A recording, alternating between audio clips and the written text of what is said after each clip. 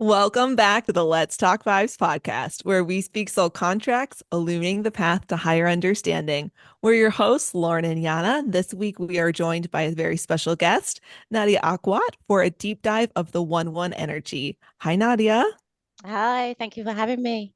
Thank Excited you to for be here. being here. Yes. Well, Nadia, in your day job, you are a special needs teacher for people who don't attend mainstream schools, but you're also a quantum energy healer, well-being coach, hypnotherapist, and a lotus light body surgeon. I am so excited to dive into this 1-1 energy, especially with all that healing work that you do, because of course, we all know that that is just so crucial to the 1-1 and also 10-1 that you have in your chart. Now, before we jump in, I want to make an observation.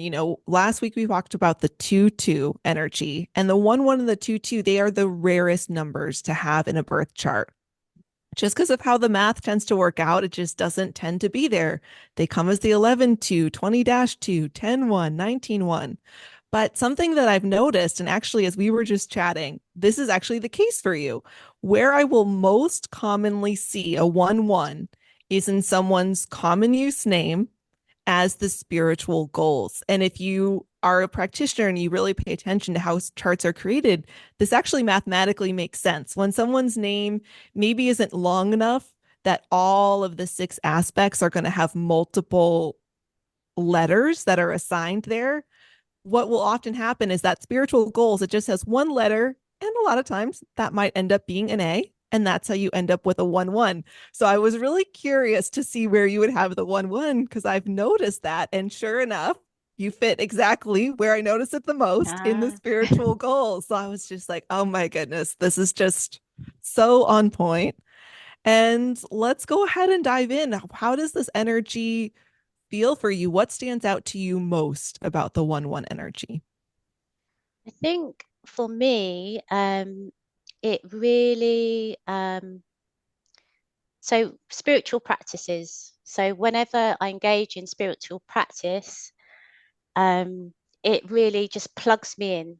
It just plugs me in, and I'm able to kind of connect with source, and feel I can feel bliss, happiness, wisdom flows, compassion flows, courage flows. This connectivity is like just feeling like, someone's put in like a plug in me really. And it just it is a really powerful energy. That's all I can describe it as. And it's not even I think you also carry a frequency Yeah. with this energy as well.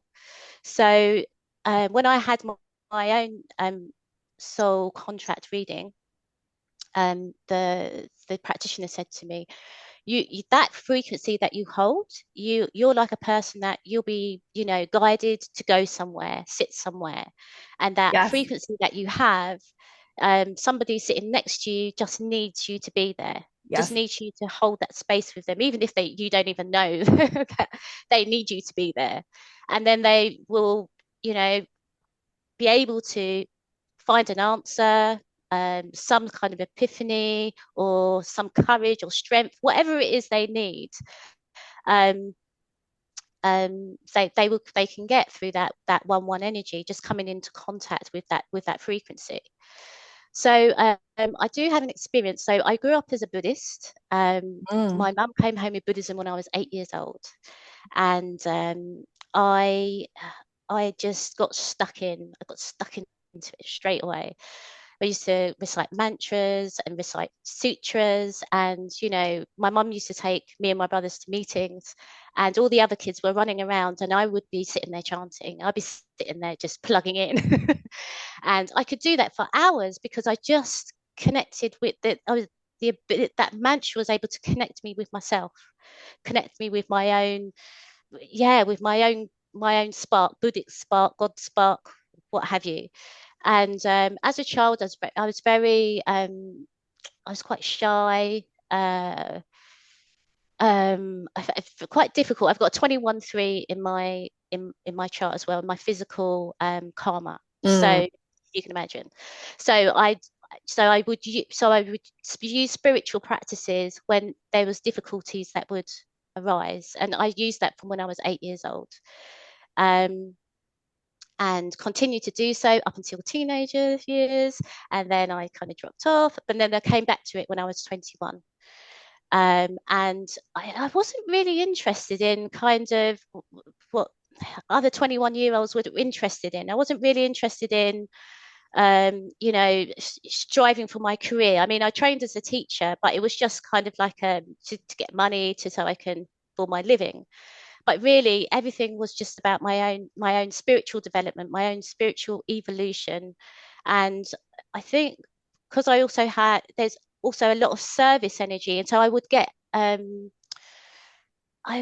this real, how can I say, just this rush of happiness and blissfulness, and by serving others as well, which I think is maybe also attached to this energy. So I wasn't really, but it was just, yeah, so bliss would overflow in my life. The more would serve others, and the more that I would do spiritual practices. So that's really how it showed up to me.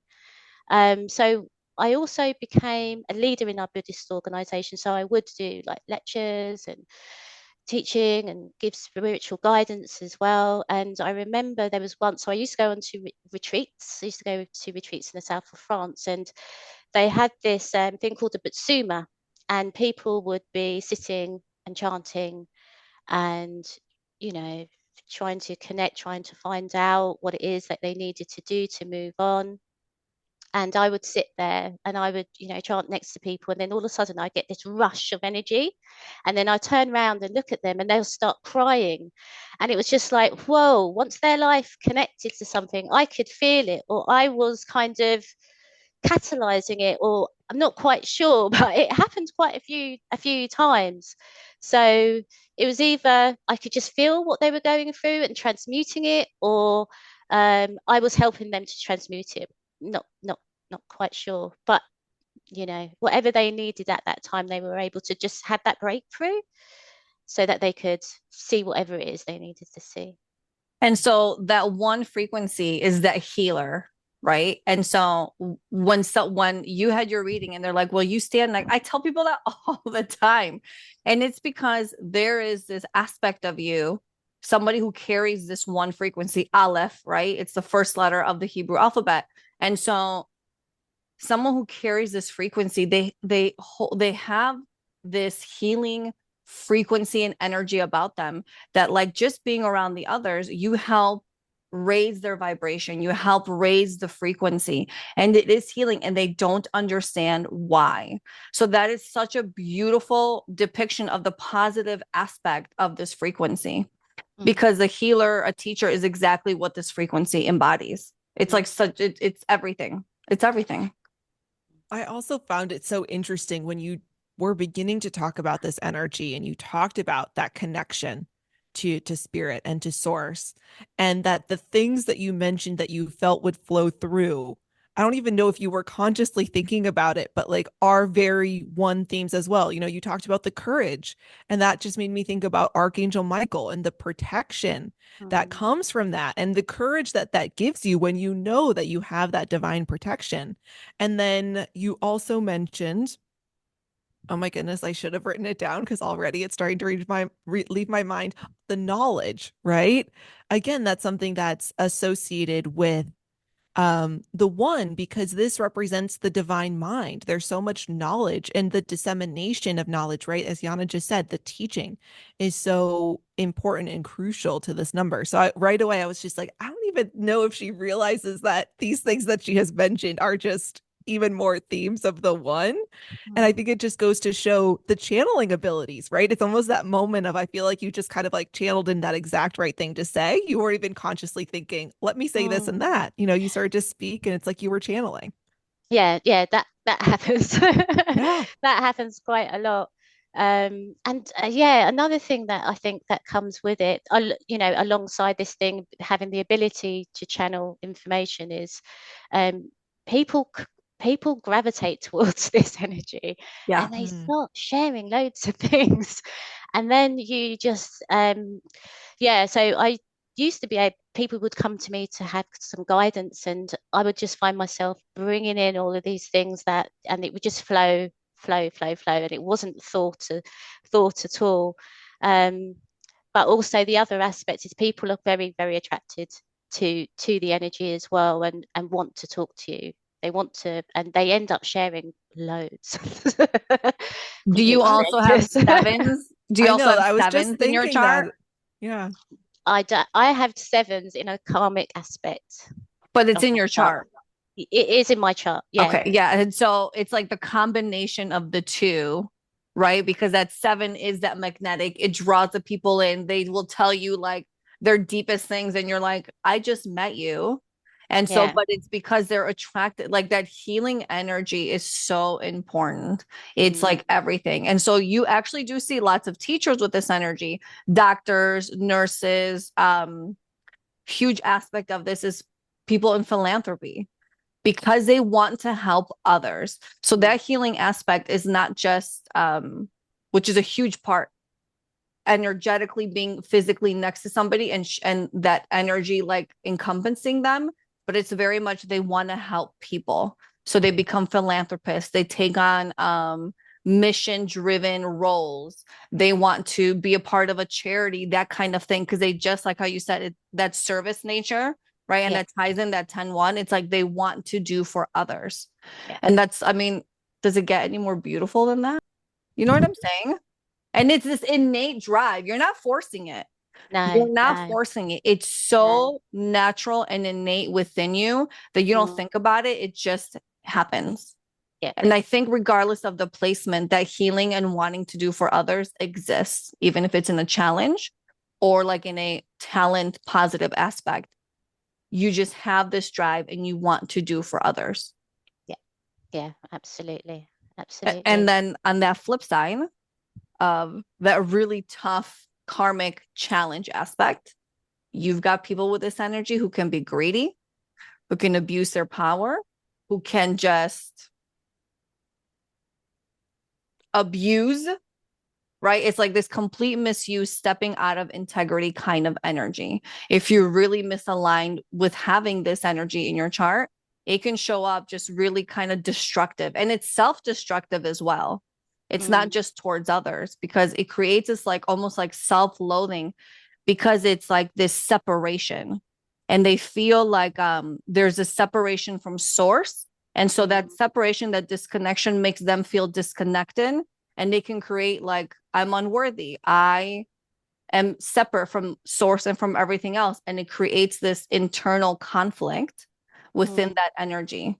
And so it's really important, if you have this energy in your chart, to make sure that you are finding that connection, finding that unity with other people, right? And then that huge part of duality, right? So the basis of this energy is, so Aleph is, we know it's, Aleph is the number one frequency. It is the first letter of the Hebrew alphabet. However, creation, because Aleph has no sound, creation starts with Bet, which is number 2, the second letter. So although technically Aleph is the beginning of the alphabet, Aleph technically is the end, because we start with Bet, which is number 2, which makes number 1 the end. So Aleph is the beginning and the end, which really means when you remove that duality of one or the other, it really means there is no beginning or end. It's the beginning and the end. It's all in one and one in nothing. I'm really just starting to really sink that concept within me, but that is what it is. So the one is all about being able to step out of that duality. And now we know right now, especially in America, like you've got the election coming up. You're in such a duality world with that. Like, how are you going to vote? And who do you agree with? And what's going on? It could be so charging. And to be able to remove yourself from that is the best thing that you can do to help heal yourself, become one, and really start helping heal others. Does that make sense? Yeah. Yes. Side note, the election will have passed by the time people are listening to this. So recently have passed, but yes. That's funny. But hopefully, like people, I think 2020 was one of those where, like with COVID, it really split people apart. And so being able to reflect back on that and separate yourself from that, like what a perfect example. I think as these situations keep arising, you're able to go, yeah, I no longer want to participate in that duality. I want to step out of it. And so something Amanda and I talk about is the way to get off that karmic wheel. It's to get out of the duality, get out of one or the other. And so it's just been like such a huge topic. So I'm just so happy to talk about this frequency because that's exactly what it is. And, I'm really glad that we did talk about unity as well, because something I've been thinking about is what's so interesting to me about the one is that when it is in the combination with the 10 or the 19, I feel like it's one of the only numbers where there is so much overlap. I mean, with any of the combination numbers, there's going to be some overlap, but it's one where it's almost hard to find what's unique about the one that you don't see in the 19 or you wouldn't see in the 10. And I feel like that unity and stability aspect is really uniquely held within the one. Like that is something that really comes from the one into that combination. Whereas the healing, the teaching, the connection to source, and like the 10 on its own really holds that vibration. There's so much that it's like, well, that comes from either of those numbers. Whereas with a lot of the others, it's like you can really see, well, that comes from this Yeah. number or that number. And this is one where it's like so many of those themes overlap. And had really been thinking, I'm like, what's really, really unique to just the one? What does that uniquely bring? And that unity consciousness aspect of it, that stability aspect, right? You talk about it being the first letter, it's that very foundation, right? It's unity and it's stability. And that is something that is very, very unique into the one, that the other aspects that it holds also come through with the numbers that it's in combination with. Are there any observations you've made, anything that you've thought about? Or is this just something that Um, I've been thinking about for myself? yeah, I mean, I think like often when I hear bits of information, I it comes in and it just reminds me of there's a phrase where in description of the one where if you pull it or something, it kind of I It can't interlocks remember. even more. It interlocks even Yeah. more. So this is what I was thinking. Like sometimes when I get bits of information or I'm hearing something, and then I it comes in, and then it's like, okay, that makes sense, and then it kind of sits, and then it like expands, and then it becomes solid in my field. Yes. If that Yes. if that makes sense, it's because the person that gave me the my soul contract no yeah, my soul contract reading plus also did some energy work on me when I was asking her questions about whether this was the right kind of thing that I was going to, it was my light body integration, whether it was the right thing for me to do. And I asked her, so what was the impact of it on your life? And she told me what it was. And as soon as she said that, it was like, right, going to do it. And she said, oh, I can see that energy that you have. You're like, as soon as you know your truth, you know it. And Yeah. that's it. And it sticks with you. And I was like, yeah, it's true. It's like a real personal guidance system, real, yeah, it's like my GPS. Do you also have an 11-2 in your chart? No, No 11-2s anywhere? No C, letter C, or bet? I've got bet lots. I've got physical goal 2-2. You got And a then I've got 2-2 as well. spiritual talent Wow. of 22.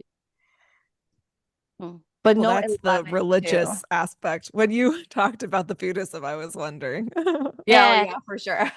yeah, yeah. So I was a practicing Buddhist. Then in 2020, I had a massive awakening, a massive awakening. And yeah, it was, and a lot of things came up to be healed because even though maybe this might be how it showed up for me in a negative side. So because you can plug in, you can use that plugging in to unity consciousness and that bliss and that that those lovely feelings that you get, and not really address things.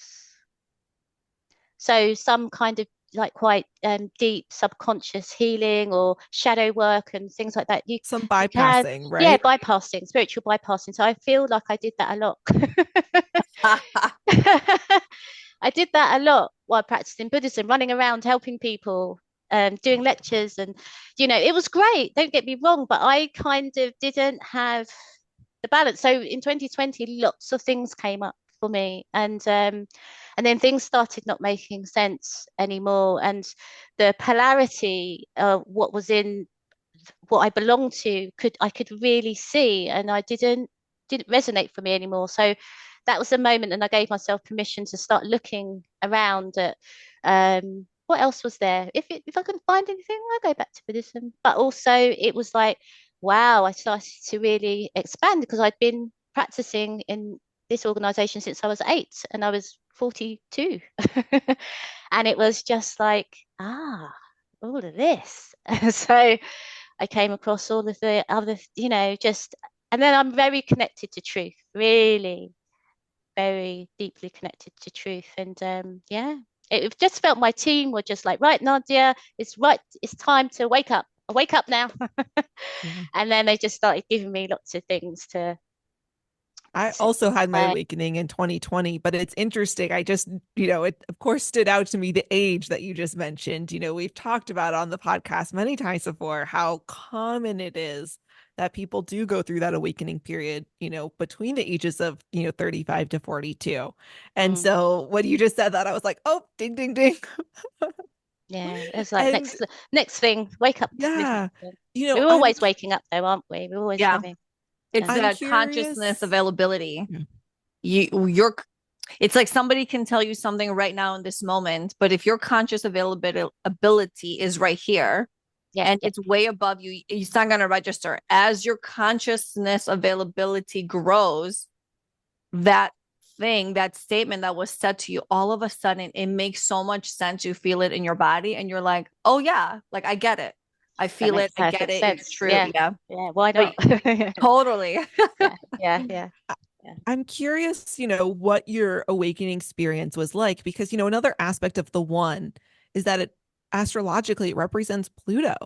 And Pluto is that planet that, can definitely bring a lot of transformation. And a lot of times with transformation, there's a falling away in order for, that new self to be rebuilt. So I'm curious if you felt like that was maybe representative of your awakening journey. Was this really, in a way, death of a previous version of yourself for this new version to rise? No. Absolutely. It really Oh, was. It yeah. really, really was. It was just like, yeah, as I said, I had a lot of things come up that to heal. A lot of childhood things came up to heal, lots of difficult things, and I had to deal with them. I had to face it. And so I started off. Obviously, gave myself permission to like give myself a break, and because I had quite a lot of responsibility also whilst I was practicing Buddhism. I used to look after all the women in East London, and that's a lot. So anyway, so I was, and this was all going on, and people were like, "Come on, let's schedule some Zoom meetings." I was like, "What? We're in the middle of a pandemic." I was worried about my children. I was worried about my mum, who was very ill at the time, and it was just kind of, swirling. And then I had my own stuff come up, and I remember going to senior people in my organisation and having conversations with them. And so I was asking, and I was asking myself questions that I was afraid of the answer I would get. And I was like, that courage come in, ask these difficult questions, those ones that have been playing at, playing on your mind, but you kind of keep pushing it away because this is you, this is you, this is your identity. So I did go and seek guidance myself from senior practitioners who've actually watched me grow up, who I really trusted. Everything that they'd kind of advised me whenever I went for advice really, really helped. And it was like we were speaking different languages. Mm. I didn't understand what they were saying. Maybe, and I think they didn't understand what I was saying. And so I just started, I thought, let me go and have a look around. It's fine. So I came across soul contract work, and I was like, wow, that's my life. That's my life. And then it's just started, all of the things that um, I'd learnt and believed since I was little had to crumble. Everything Yeah. had to go move away, and I had to be honest with myself. There was a lot of things that actually didn't make sense, and they didn't make sense. But because I just loved the mantra and chanting, and it just gave me this, you know, it was my life. This life condition I was able to tap into. And then I thought, that's the only thing really that you wanted. That's the only thing, is that connection that you wanted. Everything else didn't make sense, even though you did a very good job at integrating the information. And I was always kind of took pride in the fact that whatever I was given, if it was a lecture of, certain philosophy and theory, that I would have an experience that I would share with people about it. Otherwise, there was no point. I didn't want to do it. I didn't want to just talk theory. I had to have an experience. So I was quite that was great in that way. But it was time to move on. And then I met the person that was to do my light body integration. And once that was done, because that's an awakening, um, system. And yeah, I've started to wake up big time, and I yeah, I just and then I my marriage no longer resonated with my partner Mm. anymore, and so that shifted. Lots of friendships. I mean, connected to my whole organization to walk away from. Um, but it gave me um yeah, it gave me so much freedom, so much freedom. And I could start seeing who I truly was. Yeah. Who was I? Who am I? What do I like? What don't I like? What do And also, trying out different, it's like just trying different other spiritual practices as well. And that gave me the same connectivity. And it's just like, okay, there's obviously, I was brought up thinking, no, this is the only way. This is the only way that, we're going to achieve some sort of world peace. And it's not, many more. You're talking and like I just see like so many frequencies where I'm like, they have to be in her chart. They have to be in her chart. The 15-6, trying different things, right? The 14-5, who am I? No, Oh, no. listen, I bet you if we do all your charts, it has to be in there. So does that 11-2, your structure's crumbling. It has to be there. But what you're saying, the whole thing, what you're saying is you spent your life avoiding the self. And avoiding self, like I'm just going to focus on other people and help them so I don't have to deal with what's really going on internally. That Yeah. is the I think perfect. I was dealing with things, but I think just some quite, because I think some of the things was also entwined in my family, and Of I think that course. was really deep. Of course. And so that I could, you know, still be a part of the tribe and function and be able to have harmony, there were things that I I I didn't have the courage to deal with.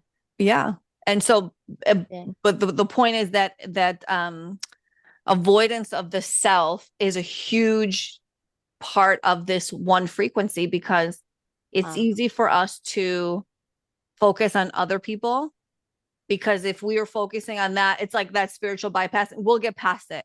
The moment will pass and the situation will go away, and then we'll just move past it. We don't have to deal with it or really dig into what's yeah, happening. And yeah, so the beauty of that is you stepped into that positive aspect of, no, I want to know myself. I want to deal with myself. I want to grow. I want to evolve. I want to do better. I want to do the work. And when we talk about part of like that 10-1, right? But even that one frequency by itself, it's that masculine aspect. right? Archangel Michael. It's that masculine side of the frequencies, but it's that that doer, that good work ethic, that leader, that kind of energy. So it's like you're like, no, I'm going to do the work. You didn't shy away from it. Maybe you put it off, but you didn't shy because you knew in order for me to get to the other side, I got to do the work. Yeah. Yeah. And so what's interesting about this energy too is it's very much and tell me we all have that one frequency. It's within this different combinations in our charts. So tell me how it has shown up for you guys. But for me, it's one of those, like, the learning from other people is a huge thing, where there's this component where this frequency is somebody who can observe other people, different situations, and they can learn a lot from it without having to experience it. Does that make sense? Yes. Okay. Yeah. So That's it's like you interesting that you learn from say that though. Because like I know I recognize that in myself, but I hadn't ever associated it with that energy before, actually. I think I'd always sort of yeah. associated it a little bit more like with the astrology of being a Pisces. Like you can just put yourself in someone else's shoes so easily. So it's like, oh, I feel like I've learned from that experience without having to live it. So actually, thank you for that. Because I was like, oh, Well, I I'm sure it's feel that both, that's true, but but they I can both, haven't put it yeah, together. they can Yeah, both apply, right? But of it's course. one Yeah. of those where it's like you just learn so much just by watching. Also, right, Hmm. there's also that flip side for me. I can learn a lot from watching, but I also, when it comes to learning new things I have to take on or knowledge, I have to actually do it myself, experience it Yes. myself to really understand it. Agree. Yeah. Agree. So, Yeah.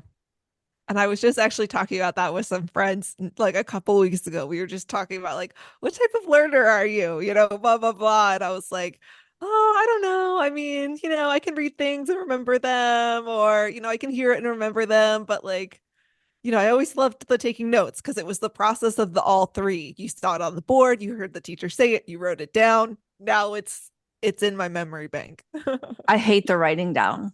Like I Well, and I'm it's I'm so five funny. soul destiny, right? So that writing should be like natural to me. I really have to like be like, oh, I've done every single other thing and there's nothing left for me to do. Okay, I guess I'm gonna sit down and I'm gonna write. For I just like I resisted so much. I'm sure it'll I come together in time. It's just right now it's not. It's so funny because like I'm not really big into journaling, right? That's like such a huge piece of advice that's given all of the time. And I'm like, no, like that's where I feel you about the like, I don't want to Yeah, sit there and write it down. Like I totally. kind of, when I do tarot card pulls, that's when I'll sit and I'll kind of write it because I like to also write down, well, what were the cards? So you can go back and you can look. And if I ever wanted to kind of build the spread in front of me, you could pull the cards out again. And so then I'll write it down. But I am generally not a journaler. I am a sit on my couch, stare at some random point on the wall or a painting or something, and just be talking out loud. That is my journaling. That is my I just talking, right? I mean, hello threes, right? That is amazing. Now, have we touched on yet stability? Not We haven't gone into it. Okay, because stability is another huge part of this frequency, Mhm. right? And look, stability is not something you're born and you just know how to be stable in your life, right? That's experience. And even like for me, like I've always been independent. Like I've always like done like I've been good, but if I really sit back and I go, have I always been stable? The answer is probably absolutely no, because you really have to grow into that. And I think a part of that comes in with really knowing who you are, right? Not avoiding that self, doing the work and really getting to the core of who am I? And being able to step into another piece of this, that integrity aspect. If you're out of integrity, nothing is stable, nothing is aligned, nothing is balanced, nothing. And that's a complete misuse of power, which is that challenge aspect of this frequency, right? But coming into that stability, knowing that I know who I am, I know how to stand on my own, I know what I embody, I know how to be in my integrity, I know how to be solid. And so I'm on stable ground and I can move forward in life. And I think that also radiates to other people. If I'm stable, like in a relationship with somebody with a 1-1 or me who has that one frequency, If I'm stable, it could help stabilize if one person is stable in that relationship, it helps balance that relationship. If one person's committed, you can work through stuff. But if somebody's being abusive or misusing their power against you in a relationship, it may be time to just cut ties, which as we talk about that 10-1, right? We've talked about how it's that divorce energy. Not that having that in your chart in a karmic or gold placement so doesn't means you're going to get divorced. It just means if there is that misbalance, that misuse of power, and you there's no way to work through that, the result of that is that separation, right? And so, Yeah. Nadia, like you, I am also divorced. I have a 10-1 in my physical goals. Obviously, you don't get married thinking you're going to get divorced. It's just something unfortunate that happens. But the beauty of that is if you reflect on it and you both do the work, you can have the best possible outcome from that divorce, which is like you, I also have a beautiful little girl.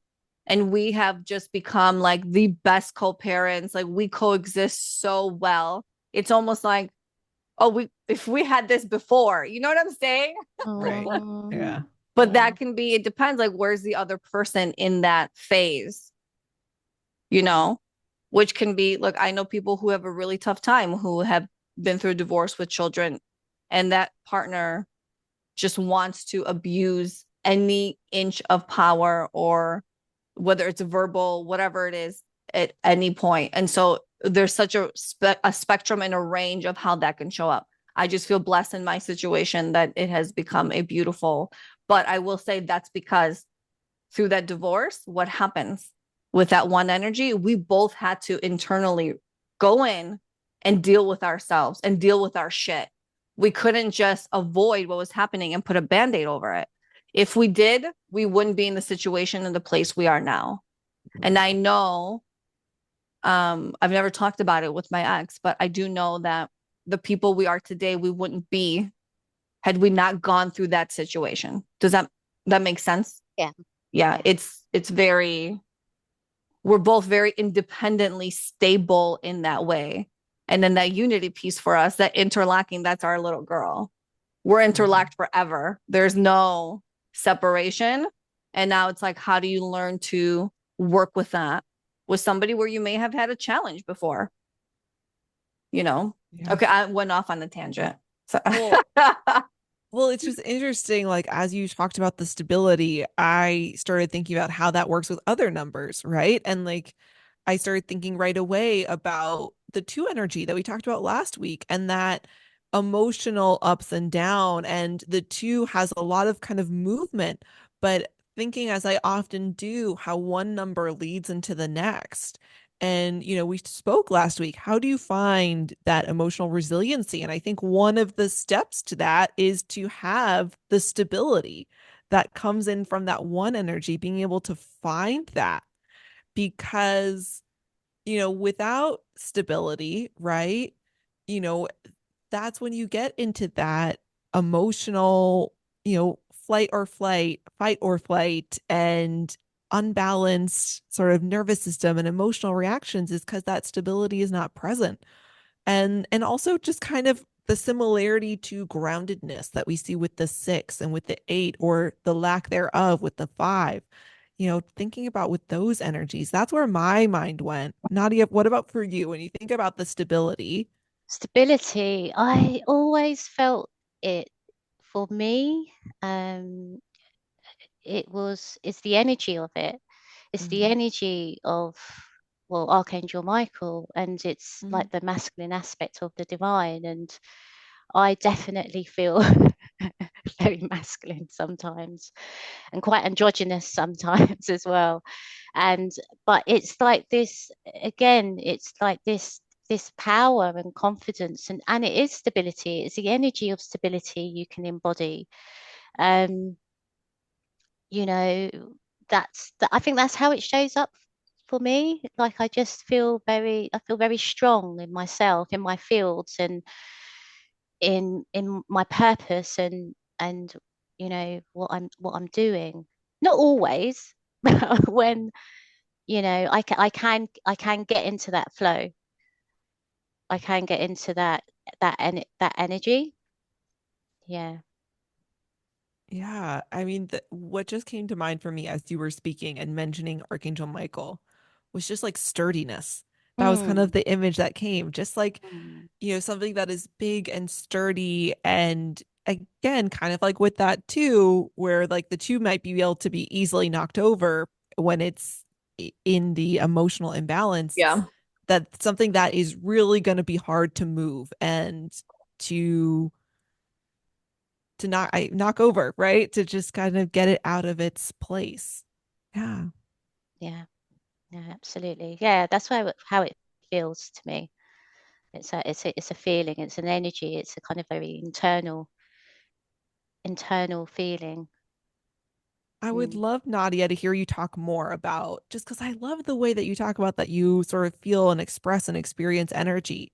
When you feel into the healing aspect of these energies, how does that feel for you? How does that come up? How do you experience that? So sorry, rephrase that question in another way. So, Just not quite understanding. what does healing energy or even the energy of being a healer feel like for you? Um, Very good question. I think because I'm always focused on other people and how they're feeling when you're giving healing. Hmm. But how do I feel? I don't know. I feel like it's so ingrained in the part of me. It's So very natural. difficult, yeah, to Yeah. kind of because I've not known anything different. Yeah. So it's kind of a hard question for me. Yeah. You But can't being a pinpoint it because it's no, like in your DNA. It's just who you are. It's yeah, how it just is. Right. yeah, And so then the beauty of this frequency, right? The ultimate, I don't know if I want to say the goal, but the ultimate of this frequency is that unity aspect where it's not separate from you. It's a part of you. You're everything and you're nothing at the same time. I need to stop saying that because I'm still trying to like well let that sink in. explained. Yeah, yeah. But it is, it's just that unity is we're all a collective. Everything is a part of everything. Nothing is separate. Nothing really in reality, in true reality, is separate. And so stepping into that understanding or that knowing, that's like kind of like how you're feeling this healing energy. You're like, it's just a part of me. It's Yeah, there's nothing that comes in that feels separate. It's just there. It's just yeah, exists. And it's this yeah, beautiful collective unity, collective consciousness energy. It's just all one. yeah, And so that is a beautiful embodiment of that positive aspect of that one. You're like, it just is. Just is. I just feel it. I just am. It's just a part of me. yeah, Yeah. yeah. Well articulated.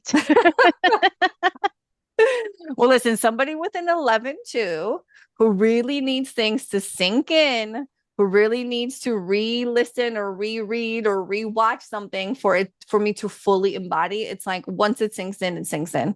And that is one of those things now where it's everything and nothing. It has finally started sinking in where I'm understanding it in such a different way. Where now it's like, oh yeah, like yeah, that makes sense. Where my whole life it made zero sense. I couldn't grasp the concept, and now I'm like, yeah, okay, yeah, like I get it. Like what's next? Like makes complete sense. So anyway, is there anything that we have not touched on yet on that beautiful Aleph one energy that we want to add in? Because I feel like we did a really good job. Yeah, I mean, I think, you could always keep talking about these numbers forever, but I think we've really hit all the important aspects here. Beautiful. Nadia, thank you for joining us today. It was our pleasure. Can you let our audience know, first of all, what services you offer and then where they can find you? Okay, so I'm a trained hypnotherapist. Mm. I'm a wellbeing coach. I can give soul contract readings as well. I'm a quantum energy healer. At the moment, my website is under construction, but you can email me at nadia_aquart@hotmail.com. My Instagram handle is Nadia_Natasha_Aquart. So you can send me messages there. Beautiful. Well, everyone, let us know how this energy shows up for your life. I'd be so curious if you have a 1-1. Is it in spiritual goals in your common use name? Join us on that conversation over on Instagram, the Let's Talk Vibes podcast, or you can reach out to schedule a reading with Yiannah or myself or request a free version of your chart at the ltvpodcast.com. And as always, everybody, don't forget to like, share, and subscribe to our content. It is the best way to support us, and we appreciate it so much. Have a beautiful, blessed day. Bye. Bye.